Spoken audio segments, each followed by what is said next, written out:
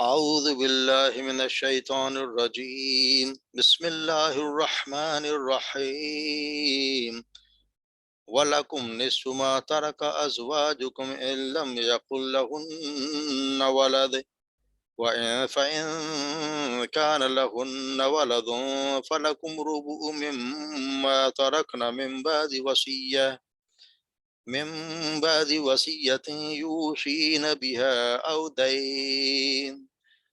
ولهن الربع مما تركتم إن لم يكن لكم ولد فإن كان لكم ولد فلهن الثمن مما تركتم من بعد وصية توصون بها أو دين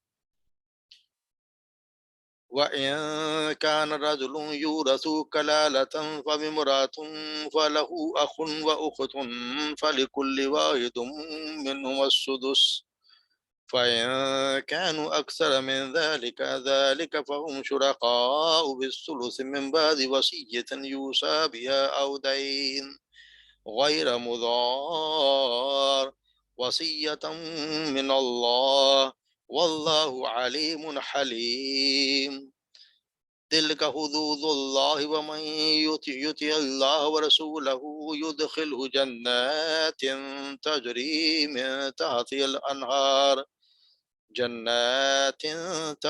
من تحتها الأنهار خالدين فيها فذلك الفوز العظيم ومن يعص الله ورسوله ويتعد حدوده يدخله نارا خالدا فيها وله عذاب مهين صدق اللہ العظیم.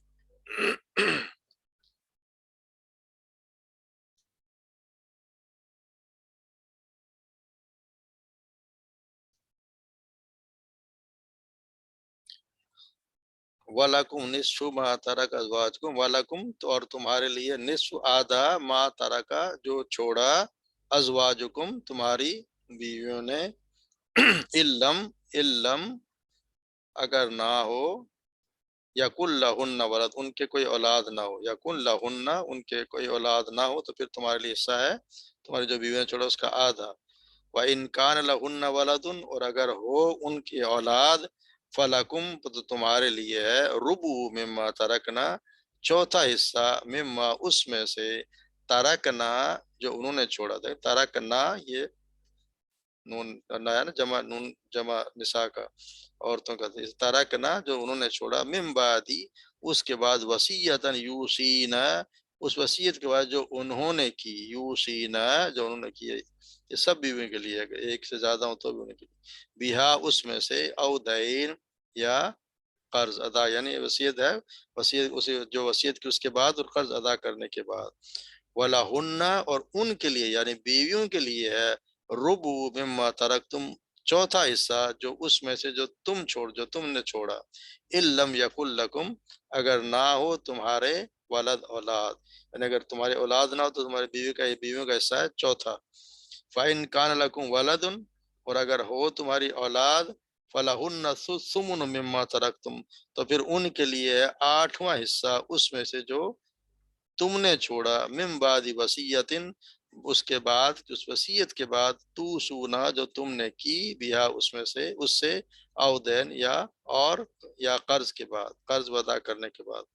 وَإِنْ كَانَ اور اگر ہو کوئی رجل کوئی ایسا مرد یو رسو جو وراثت چھوڑے کلالتن کلالہ جو کلالہ وَإِمْرَأَةٌ اور یا کوئی ایسی عورت ہو کلالہ کہتے ہیں ایسا آدمی جس کے نہ کوئی اولاد ہو نہ باپ ہو نہ باپ ہو نہ دادا دادی ہو کوئی بھی نہ ہو اس کو وہ اکیلا ہو اس کو یا کوئی ایسی عورت ہو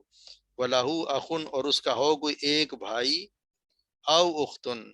یا اس کی کوئی ایک بہن فَلِكُلِّ وَاحِدٍ تو پھر ہر ایک میں سے یعنی بھائی اور بہن ہر ایک کو مِنْهُمَ السُّدُسُ اس میں سے چھٹا حصہ وَإِنْ كَانُوا أَكْثَرُ مِنْ ذَلِكَ اور اگر ہوں اس کے یعنی اس سے دو یعنی ایک اور ایک بھائی سے یا ایک بہن سے زیادہ من ذالک اس سے فہم شرکاء فی الثلث تو پورا ایک تہائی میں سب حصے دار ہوں گے فہم شرکاء سب شریک ہوں گے فی الثلث ایک تہائی میں من بعد وصیتاً اس کے بعد جو وصیت کی، یوسا اس نے وصیت کی ہو، بیہا اس کی، او دین اور قرض کی ادائیگی کے بعد، غیر مضار اور وہ ضرر رساں نہ ہو، یعنی ایسی وصیت نہ ہو جو کسی کو نقصان پہنچانے والی ہو، وصیۃ من اللہ، یہ حکم ہے، یہ اللہ کی طرف سے ہدایت دی گئی ہے، اللہ کی طرف سے ہدایت ہے، واللہ علیم حلیم، اور اللہ علیم خوب جاننے والا، اور حلیم بہت بردبار نرم خوب ہے، تلک حدود اللہ، اور یہ اللہ کی حدیں ہیں، ومن یطع اللہ ورسولہ، اور جو کوئی اطاعت کرے گا اللہ کے رسول کی، یدخلہ الجنات تجری من تحتها الانہار، تو وہ داخل کیا جائے گا ایسے باغوں میں جن کے نیچے نہریں بہتی ہوں گی، خالدین فیہا، وہ ان میں ہمیشہ رہیں گے، وذالک الفوز العظیم، اور یہ بہت بڑی کامیابی ہے، ومن یعص اللہ ورسولہ، اور جس نے نافرمانی کی، ومن یعص، جو نافرمانی کرے اللہ اس کے رسول کی، ویتعد حدودہ، اور جو تجاوز کرے یعنی زیادتی کرے اللہ کی حدود میں، اس کی حدود میں، یدخلہ نارن، تو وہ داخل کیا جائے گا نارن آگ میں، خالدن فیہا، اور ہمیشہ رہنے والا ہے اس میں، وَلَهُ عذاب مہین، اور اسی کے لیے ہے اہانت آمیز، ذلت آمیز عذاب۔ اللہ تبارک و تعالیٰ سب کو بچائے۔ جس طرح ہم کل سے پڑھ رہے ہیں کہ جی اللہ تبارک و تعالیٰ نے بس نصیحت کی کس طرح ہم نے اپنی اور جائیداد کی تقسیم اللہ تعالیٰ نے بتائی ہے۔ تو آج ہے ان کے لیے کہ جو اگر شوہر فوت ہو جائے یا عورتیں ان کی بیوی فوت ہو جائے تو اس کو کتنا ملے گا۔ تو جس طرح پڑھا وَلَكُمْ، اگر تمہاری بیوی نے جو ترکہ چھوڑا، چاہے ایک بیوی ہو چاہے زیادہ، تو پھر تمہارے لیے کیا، وَلَكُمْ نِصْفُ مَا تَرَكَ، تو تمہارے لیے آدھا حصہ جو چھوڑا تمہاری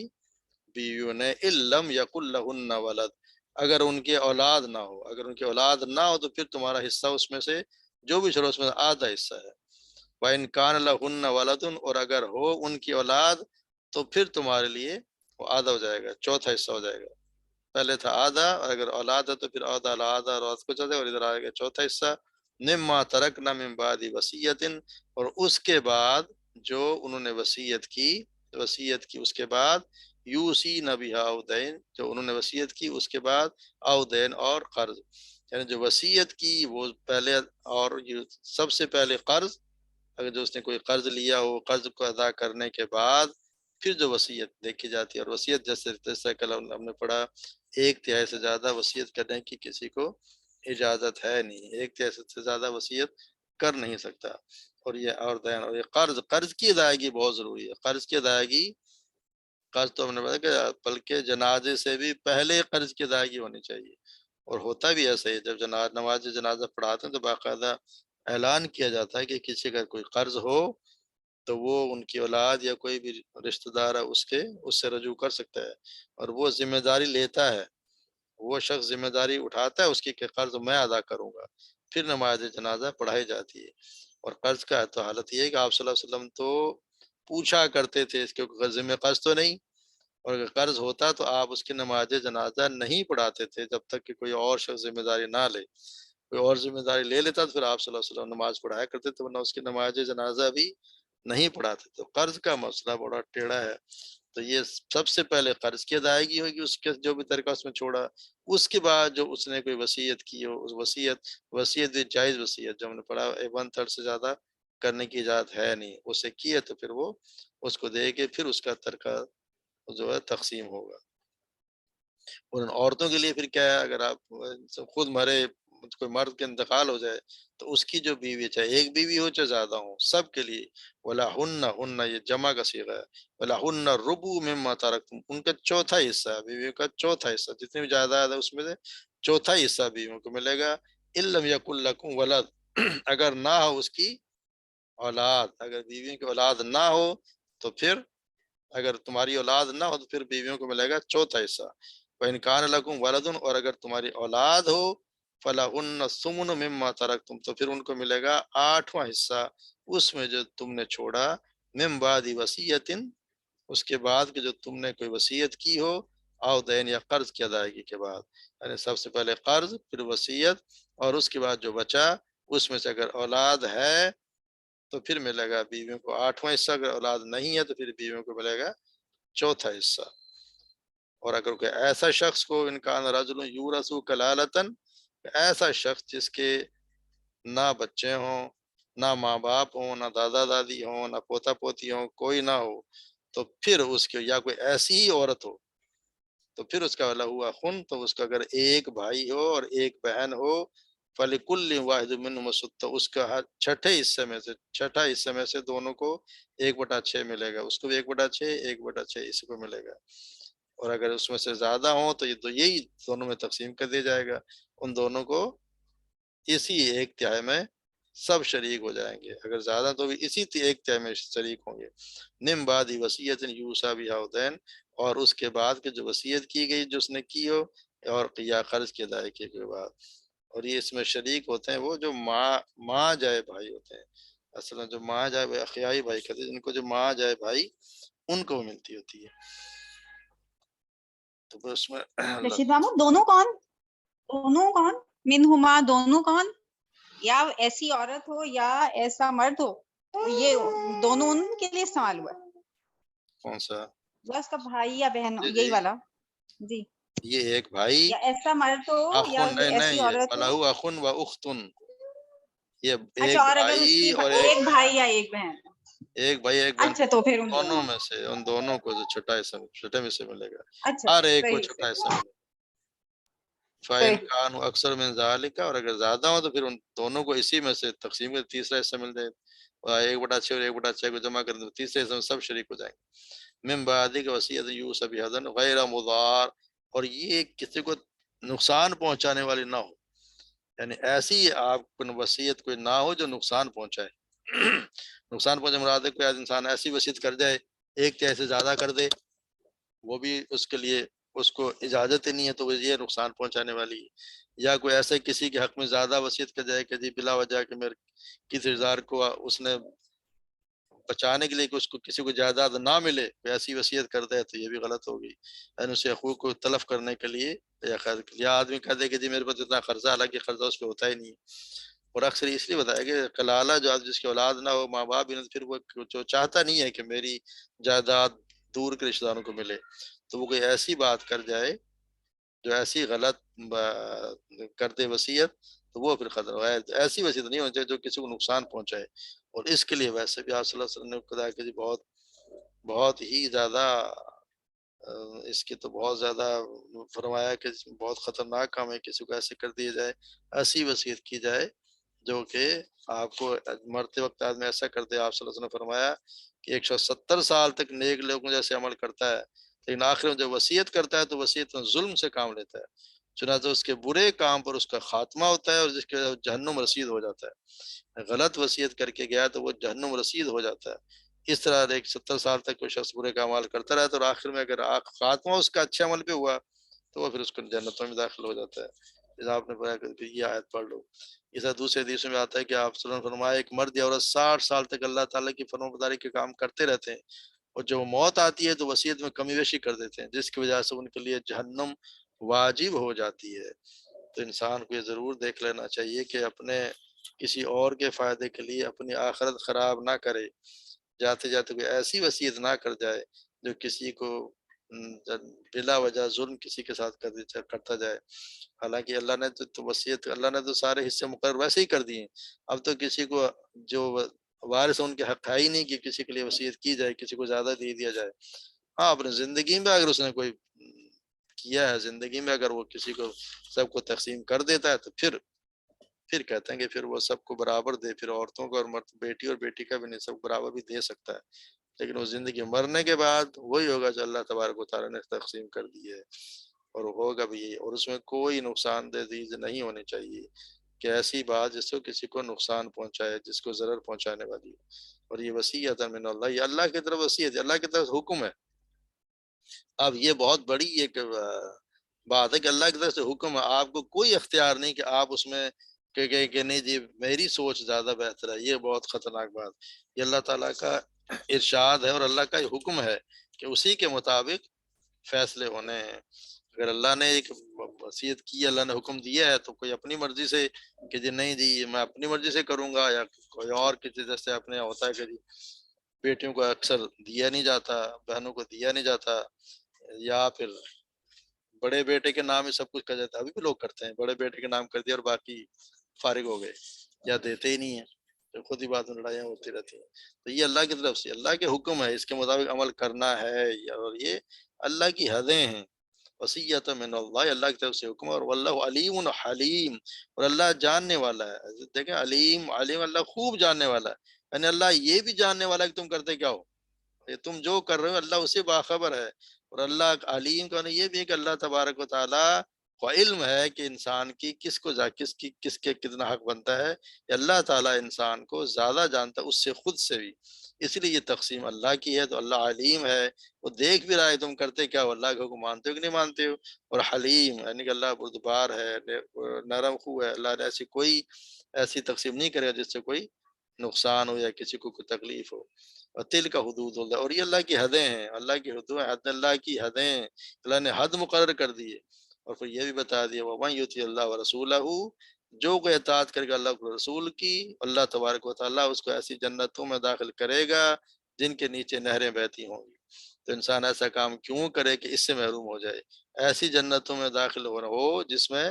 نہریں بہتی ہوں، جو وہاں پہ ہمیشہ ہمیشہ رہے گا۔ یہ زندگی جس کا کوئی پتہ نہیں کتنی عورتوں آپ کے بعد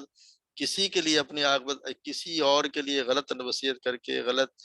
وراثت تقسیم کر کے اپنے لیے یہ چیز نہ چھوڑیں، جنت تجری من تحتها الانہار، یہ بہت، اور یہ اصل میں کامیابی، اصل کامیابی یہ ہے۔ انسان کو اصل کامیابی کی طرف لوٹنا چاہیے، اس کو حاصل کرنا چاہیے،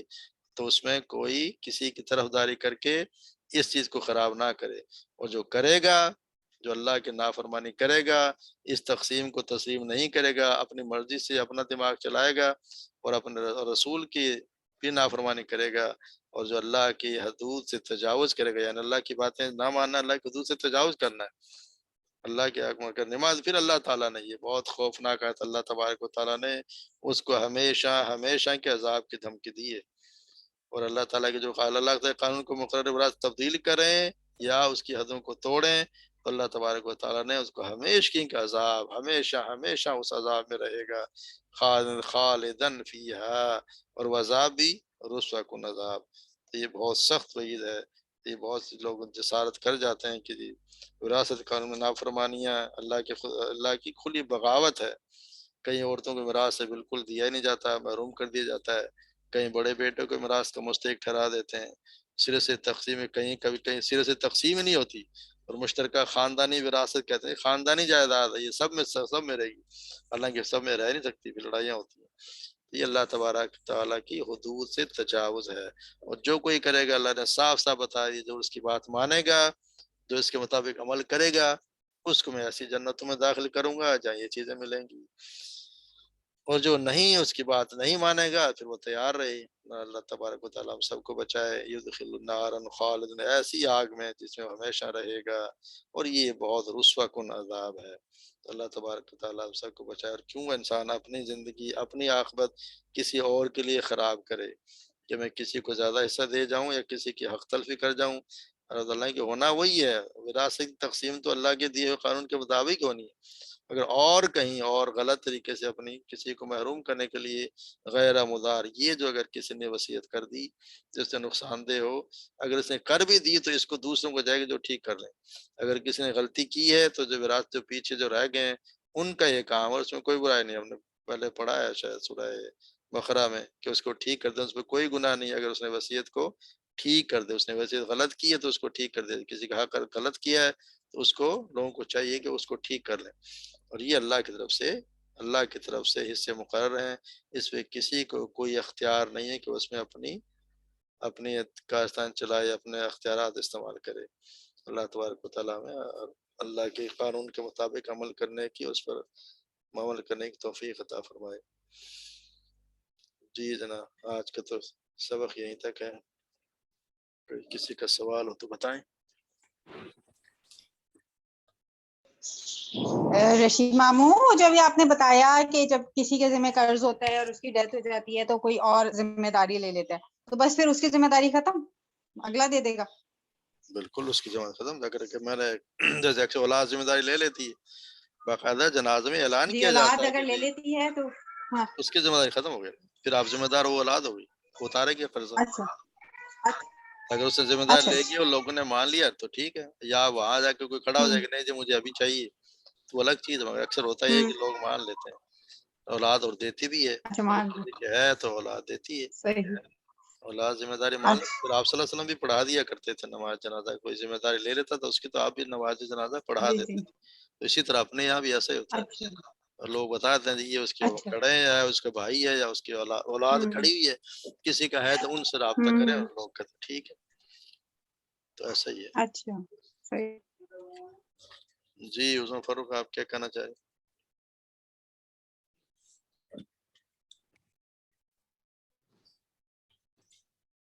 جی سر، اس میں مجھے یہ پوچھنا تھا کہ جس نے زندگی میں اپنے بچوں کا حصہ دے دیا تو یہ ٹھیک ہے یا یہ اللہ کی حدود سے تجاوز کیا اس نے، یعنی بچے بچیوں کو، اپنے ابھی سب اس بچوں میں میں کوئی فیصلہ تو نہیں کرتا، لیکن کچھ لوگ تو کہتے ہیں کہ زندگی میں نہیں کرنا چاہیے، مگر کچھ لوگ کہتے ہیں کہ کر بھی دینا چاہیے، لیکن زندگی میں جو فیصلہ کرتے پھر کہتے ہیں جی برابر برابر کرے، پھر اس میں یہ نہیں کہ جی بیٹی کو کم دیا اور بیٹے کو زیادہ دی، پھر سب کو برابر برابر تقسیم کرے، پھر اس میں سب کا برابر ہے، دے اگر سکتے ہیں۔ زندگی میں کرے تو کہتے ہیں، مجھے اس کا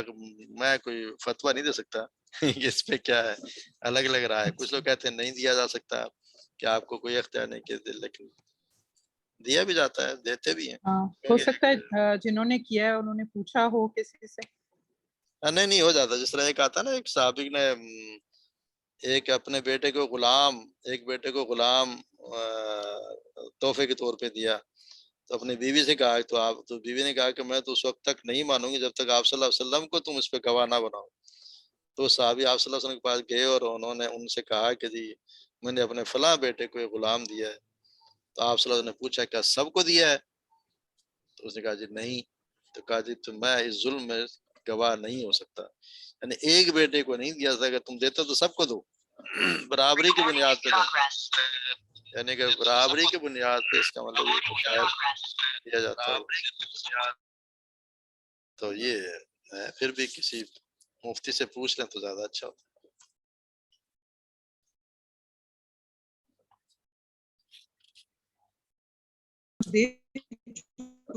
اب اس میں تو پوچھنے سے ہو سکتا ہے بچے بھی مطمئن ہوں، لیکن میں نے دیکھا ہے اس لیے میں پوچھ رہی تھی۔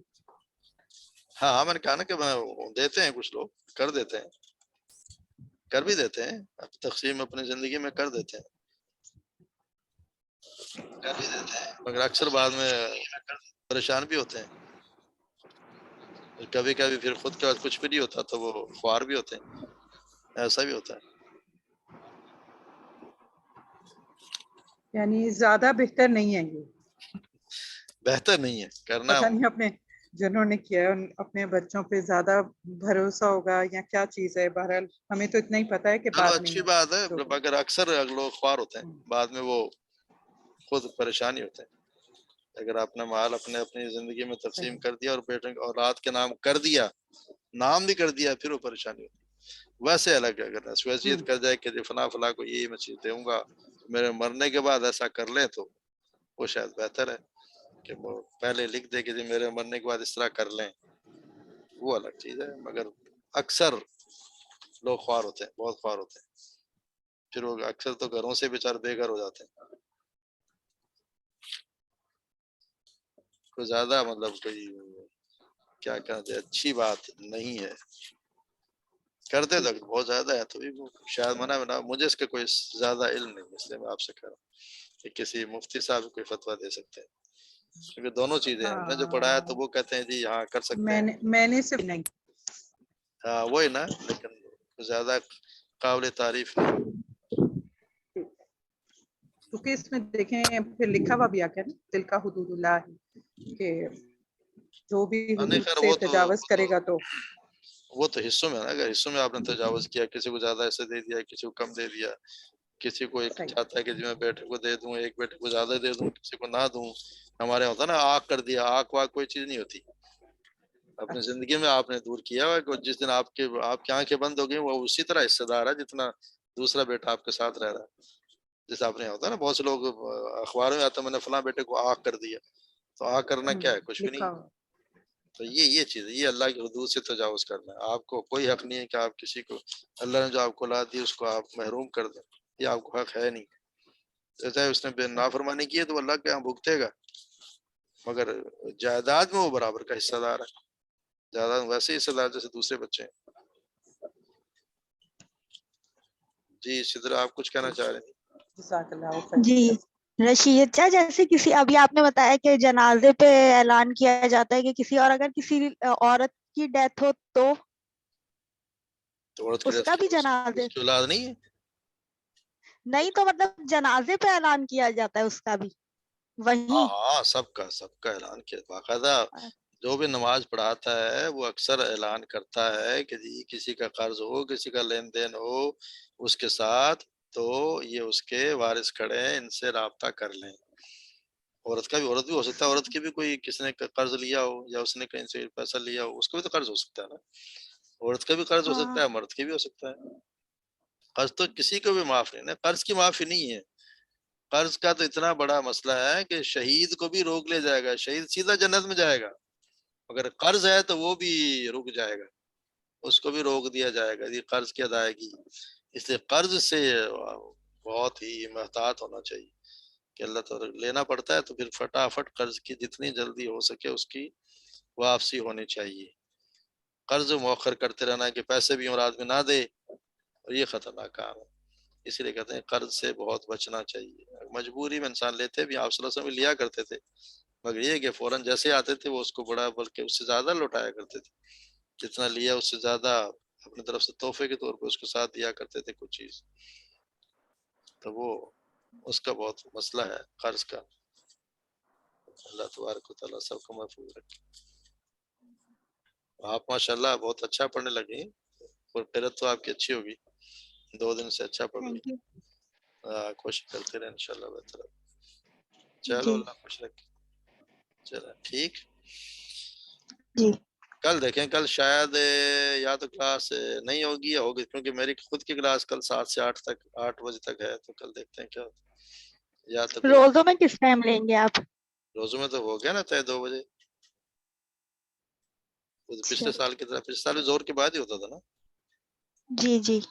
بس 2 سے 2:30 پونے 3 تک ہو جائے گا انشاءاللہ. آدھے گھنٹے کی کلاس ہوتی ہے آج کل، آدھا گھنٹہ کافی. جی 2 سے 2:30 انشاءاللہ. انشاءاللہ. سبحانک اللہم و بحمدک اشہد ان لا الہ الا انت استغفرک و اتوب الیک. السلام علیکم و رحمۃ اللہ وبرکاتہ.